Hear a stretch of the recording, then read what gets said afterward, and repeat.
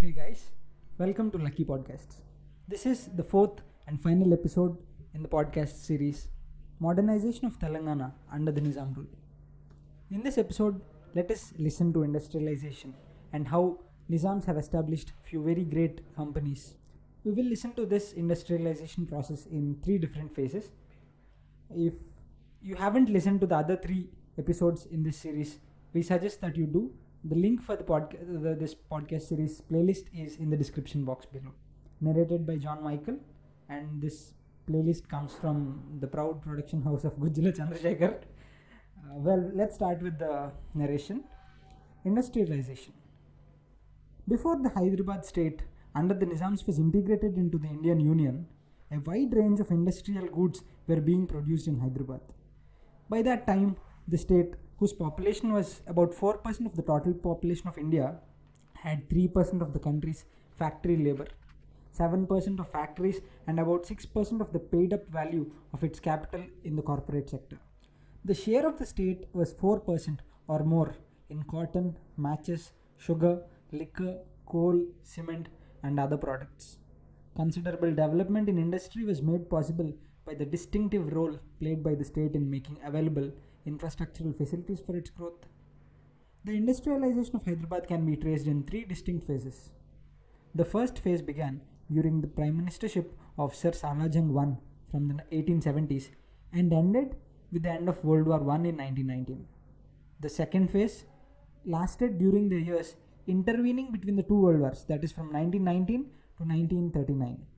The third phase began with World War II in 1939 and continued up to the end of the Nizam's rule in 1948. The division of industrial development into these three phases in Hyderabad was based on the role of the state in industrial development or partial patronage through ITF. ITF means Industrial Trust Fund, whereas it was purely private enterprise in rest of the British India. First phase, 1870 to 1919. During the first phase, wide range of measures were initiated by the state for restructuring the economy and polity during the divanship of Mir Turab Ali Khan, who is Salar Jung I. This marked the beginnings of industrialization in Hyderabad state.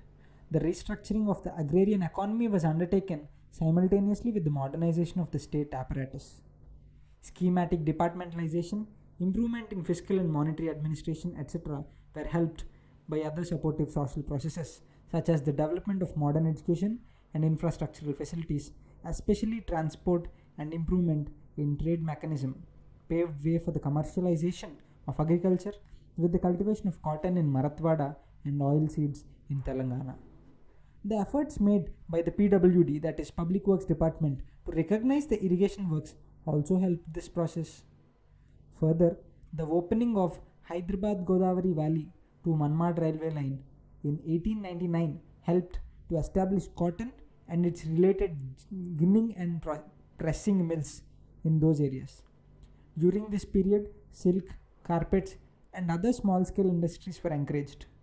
As a result, the Hyderabad Deccan Spinning and Weaving Mills Limited, 1877, the Mehboob Shahi Gulbarga Mills, 1884, and Aurangabad Mills, 1888, were established. Further, the opening of railway line from Dornakal Junction to Singareni Collieries helped to transport coal from Singareni. By 1901, there were 68 large industrial establishments of all kinds employing an average daily labor of 10 or more. From 1911 to 1921, the number of establishments increased from 121 to 200 and employed 24,317 and 32,857 persons respectively. Second phase, 1919 to 1939. During the second phase, the Nizam state took the initiative to provide institutional support to industry. Financial and technological aid to industries helped in the development of local industry, both in small scale and large scale sectors. The Industrial Laboratory was established in 1917 to undertake research and developmental work. Further, a separate Commerce and Industries Department, CID, was established in 1918. The year 1929 marked an important landmark in the history of industrialization in Hyderabad state. In this year, the state-owned Industrial Trust Fund (ITF) was created with a corpus fund of rupees 1 crore initially, and later it was raised to 3 crores and was invested in a number of large industrial establishments in the form of shares, debentures, and loans. The income from these investments was used to develop cottage and small scale industries. It initiated research, provided training to students through scholarships, and encouraged businessmen to produce goods on improved methods and sponsored industrial and economic inquiries. The ITF also acted as a managing agent for a number of companies in the state. Along with technological and financial assistance, the government also attempted to provide market facilities to artisan industries. The first attempt was to conduct or participate in industrial exhibitions to promote the sale of these products. In Hyderabad, this tradition dates back to the mid 19th century during the early years of Salar Jung's prime ministership. Thereafter, the government participated in a number of such exhibitions held in India and abroad. From 1930, a permanent industrial exhibition was set up in Hyderabad city. You all know which it is called as Numaish. The Osmania University Graduates Association, which organized this exhibition with the assistance of the state, also published a journal, Mulki Industries. In later years, the Cottage Industries Institute (CII) organized its own sales depot. The depot acted as an intermediary between village artisans and urban consumers. During this phase, railway became a completely undertaking and came to be known as the Nizam State Railway. It started a mechanical road transport service and civil aviation under its wings. Hydroelectric power generation from the Nizam Sagar Canal began in the late 30s. Power generation reached a peak of 20 million kilowatts in 1938 to 39. Coal production increased from an annual average of 0.65 million tons during the period 1916 to 19 to over 1 million tons during the period 1936 to 38. Large industrial establishments increased from about 200 in 1921 to 387 in 1931. Oil, rice, and flour mills, small-scale mortar and engineering workshops, button factories, matches, and tanneries increased substantially.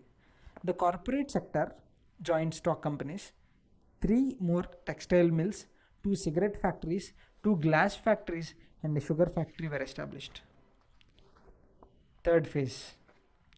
During the last phase, between 1939 to 48, the Nizam Osman Ali Khan made all possible attempts to bring changes in the industrial policy. Few important companies that were established are Singareni Collieries, Nizam Sugar Factory, Alvin Metal Works, Praga Tools, Sir Silk, Hyderabad Asbestos, Charminar Cigarette Factory, Wazir Sultan Tobacco Company, Kharkhana Zinda Tilismath, Azam Jahi Mills, Warangal, Deccan Airway Limited. Let us briefly see a few important companies that were established by the Nizams. By the last Nizam in particular. Singareni Collieries, 1921. It was named after the village Singareni in Khammam district, where the coal mines were first noticed. The Hyderabad Deccan Mining Company, a London-based firm, began extracting coal at the Singareni coal fields. The management and control of the company was initially in the hands of the government. Later in 1920, a new company, Singareni Collieries Company (SCC), financed by the government, took over the coal fields and opened other pits at Sasti and Pavuni. Nizam Sugar Factory, situated at Bodan in Nizamabad district, was established in 1937. Alvin Metal Works Limited was established in January 1942 as a joint venture of Industrial Development Trust of Nizam's Hyderabad government and Aladdin's company. Sir Silk. Historically, Kagajnagar was the part of Gond kingdom with its capital at Sirpur town, which is also known as Kottapet. The new town of Kagajnagar was founded by the 7th Nizam. Kagajnagar was named after Sirpur Paper Mills (SPM). The Sirpur Paper Mill Limited and integrated pulp and paper mill is one of the earliest mills in the country, situated at Sirpur Kagaznagar in the district of Adilabad, Telangana. It began its production in 1942. Charminar Cigarette Factory, 1925, and Wazir Sultan Tobacco Company, 1930. Wazir Sultan Tobacco Factory was started by late Mrs. Wazir Sultan in 1916 at Vittalwadi after the advice of Mokshagundam Vishweswaraya. The Vittalwadi site was shifted to present Hyderabad VST site, that is Mushirabad Azamabad area of Hyderabad city, in 1930. The company manufactures and distributes cigarettes under the brand names of Charmis, Charminar, Gold, Moments, etc. The 200 acres of Mushirabad Azamabad area was selected and reserved for industries in 1930 on the advice of Mokshagundam Vishweswaraya. Nizam gave concessions in land, power and water facilities to run the industries. Karkhana Zinda Tilismath, 1920. Karkhana Zinda Tilismath manufactured the popular Zinda Tilismath, Farooqi tooth powder and Zinda balm. It was introduced in Hyderabad State in 1920 by a well-known Hakim, late Muhammad Muhizuddin Farooqi. In 1934, Azam Zahi mills were established at Warangal in the Hyderabad State. And finally, Deccan Airway Limited was established in 1945 as a commercial airline founded in Hyderabad as the joint venture of Nizam government and the Tata Airlines. It was launched with a fleet of 3 aircrafts. Later, in 1953, it was merged with the Indian Airlines.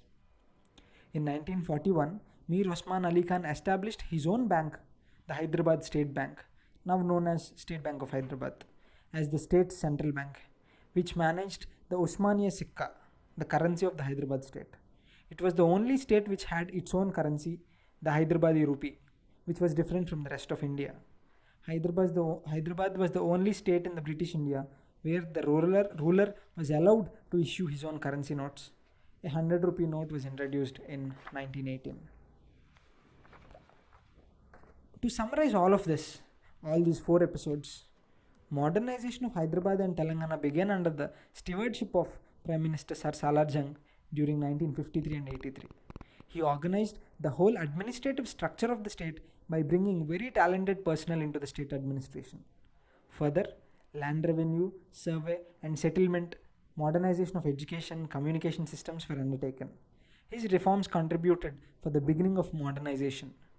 Later, during the last 2 Nizams, that is the 6th Nizam Mir Mehboob Ali Khan and the 7th Nizam Mir Osman Ali Khan, vigorous steps were taken in all the fields which led to the modernization and industrialization of Telangana in Hyderabad state. Thank you for listening. For other podcasts and podcast series, please visit Lucky Podcasts YouTube channel. Thank you so much for listening.